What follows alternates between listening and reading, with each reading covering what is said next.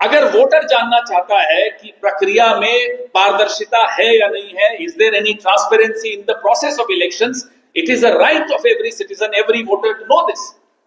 हर वोटर का, हर मतदाता का यह अधिकार है जाना, लेकिन कोई जवाब नहीं। 75वीं वर्षगांठ पे इसलिए मैं महाराष्ट्र के, आप प्रबुद्ध लोग हैं, आपके सामने आए हैं हम लोग। हमारे कुछ साथी आज मुंबई में भी प्रेस वार्ता किए, नाना भाऊ नहीं आ पाए यहां। अब ये जानना जरूरी है कि लोकसभा चुनाव के मुकाबले विधानसभा चुनाव में महायुति का वोट 72 लाख बढ़ जाता है। महायुति को इस विधानसभा में लोकसभा चुनाव की तुलना में 72 लाख वोट अधिक मिलते हैं। समझ में नहीं आता क्या? ऐसा लगता है कि महाराष्ट्र के लोग मोदी जी को तो नहीं पसंद कर रहे थे, इसलिए 48 में से 30 सीटें उन्होंने विपक्ष को दे दी। और वही महाराष्ट्र के लोग जब मोदी जी नहीं है चुनाव में, वो तो नहीं मुख्यमंत्री बनने वाले थे, तब उनकी पार्टी को इतने ज्यादा वोट दे देते हैं। कैसे संभव है? या तो मोदी जी मान लें कि अब उनकी जो पॉपुलैरिटी है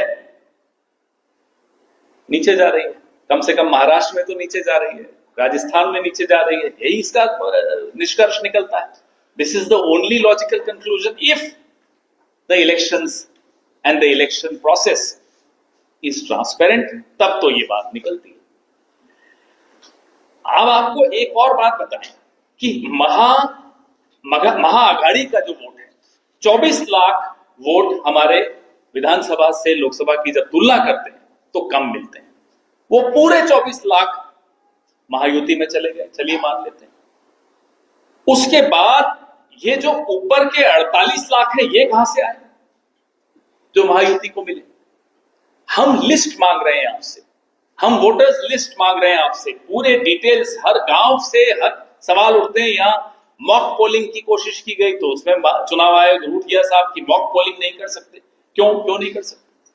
तो हम चाहते हैं कि आप हमें हर बूथ और हर विधानसभा का आंकड़ा पारदर्शी तरीके से इस पत्रकारों के सामने रखें, देश के वोटर्स के सामने रखें, प्रदेश के वोटर्स के सामने रखें। क्या इसमें गलत है? ये तो वैसे ही सार्वजनिक होना चाहिए।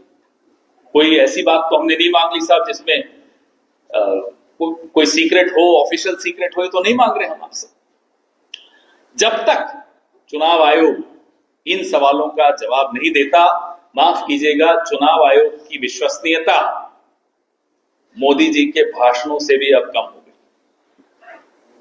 दोनों की विश्वसनीयता खत्म है, लेकिन चुनाव आयोग और मोदी जी में आपस में अब कंपटीशन है कि किसकी विश्वसनीयता कितनी ज्यादा गिरेगी, और दोनों की विश्वसनीयता गिरती चली जा रही है। लोकतंत्र की विश्वसनीयता गिरती चली जा रही है। किसी एक वोटर के भी दिमाग में अगर शक है प्रक्रिया को लेकर, तो उस शक को दूर करने का जो फर्ज है, जो कर्तव्य है, ड्यूटी है, वो चुनाव आयोग की है, वो सरकार की है। The onus lies with the election commission of India. अब गेंद और बल्ला दोनों चुनाव आयोग के हाथ में है, उनके पाले में है। हम जन्मदिन तो उनका मना रहे हैं, लेकिन क्या चुनाव आयोग जिंदा भी है इस देश में? हम ये जानना चाहते हैं। कहीं ऐसा तो नहीं कि हम उनका जन्मदिन जो है मरणोपरांत मना रहे हैं? जिंदा है तो जिंदा होने का सबूत दीजिए, हमारे सवालों का जवाब दीजिए। जो आंकड़े हमने मांगे हैं वो आंकड़े सबके सामने रखिए, फिर हम मानेंगे कि हां आप जिंदा हैं, फिर हम आप कहेंगे हैप्पी बर्थडे टू यू। आपके सवाल। सर, दिल्ली चुनाव है,